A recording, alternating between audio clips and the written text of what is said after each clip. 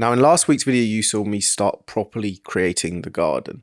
I added all the lighting, which turned this garden from looking all right to looking pretty amazing. And considering it only cost just under £200 for all of the lights, it's definitely made the tiny home feel more expensive looking, if that makes sense. Every time I get home and I walk around the corner and see the burnt cedar with the lights on it and this very weird walkway that I appreciate isn't everyone's thing. I've had people message me saying, oh, I wouldn't want to get home drunk at that house.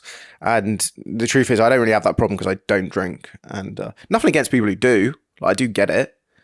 But how old was I? 20 something. And I was like, a lot of people spend a lot of time in pubs and bars and clubs. And if I don't do what everyone else is doing, there's a chance that that might be the secret to getting what nobody else has. Then you fast forward to now, I'm 28 years old, got no debt, no day job, no 9 to 5 that makes me miserable. I only ever do what I enjoy. And then the process of doing that created my weekly newsletter on Substack, which is where I explain what I'm investing in and how I invest, which led to the returns like in 2025, increasing my portfolio by 71%, meaning if you had only 100 grand invested, you'd be up £71,000 in a year. Like the only actual work I have to do is just constantly manage my portfolio. The rest of my time I can do whatever I want, and that's absolute freedom. And I've worked extremely hard to get here.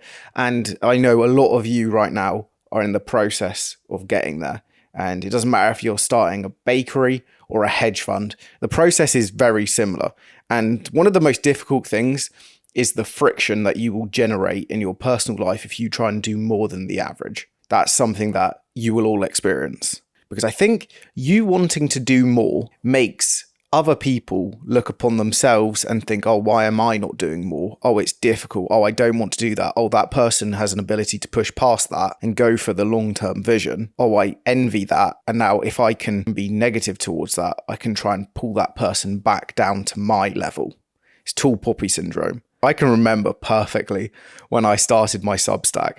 And in actual fact, it was the first ever message I got was this person basically sent me like an essay on Instagram and said, your Substack is written like somebody who only has an A-level in English. And the truth of the situation is I took that as a compliment because I don't even have a GCSE in English. So he actually put me at a higher level of English qualification than I have. And the second interesting thing was, as if that ever mattered, surely the fact that academically I didn't win, but still managed to win in actual real life is more impressive than somebody who had all the qualifications and then got into finance and then started their own business. Like the fact that I didn't have any of that meant that it was way more difficult in interviews when they're like, yeah, you failed a lot of things. Why was that? And you have to explain that process. It's very difficult. And a lot of people after school, they give up because they think they're a loser if they fail. But the actual truth of it is you're not a loser. You just weren't interested in school. Like I can remember being sat in geography and they were talking about meanders in a river. And I leant back in my chair being like, how is this of any relevance to my life? Unless I want to be a river nerd, how is this going to help me? In fact, I sometimes do think, why on earth can you go through years of school and no one ever mentions the stock market? When it is how and I mean this, every single extremely wealthy person I know is invested in the stock market. And they have a speculation pot where they invest in slightly higher risk, but better asymmetric upside opportunities. And if you get one like SanDisk up 12x in a year, if you only had £1,000 invested in SanDisk, you would be up 12 grand right now. I don't know. I don't know why so many of you watching this right now will be at the pub with your mates and you'll hear people saying, oh, AI is going to take my job, and you're not allocating any capital to invest in those companies. The writing was on the wall for this for a long, long time. I remember when at my old job, the head of ABS, so asset-backed securities, came to me and was like, I really want you in my team. This fund manager recommended you to me, but I need you to pass your CFA and learn to code. And even back then, I didn't see the value in learning to code or investing any of that time in passing my CFA, which is like a finance exam, which, by the way, in the 6-7 years that I worked in finance, I never had a CFA, which again just proves that I don't know. I think all the academic stuff's a distraction. Like, do you know how many people in finance, they work really hard at school, then they get a university degree. Some people get a PhD, and then they do their IMC, then they do their CFA exams. And they're just in education for what?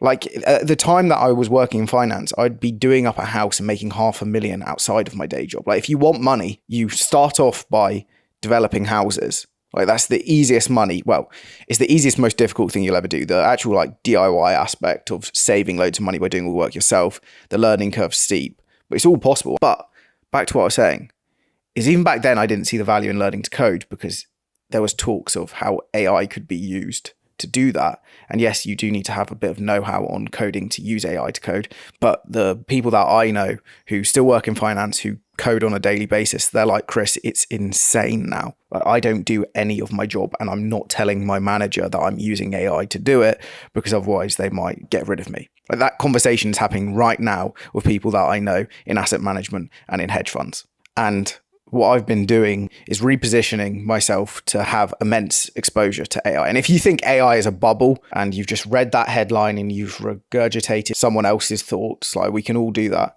In 10 years, there will be one regret that you will have, and it is not having exposure to companies that are shaping the future. That is the biggest regret you will have. I know that for a fact.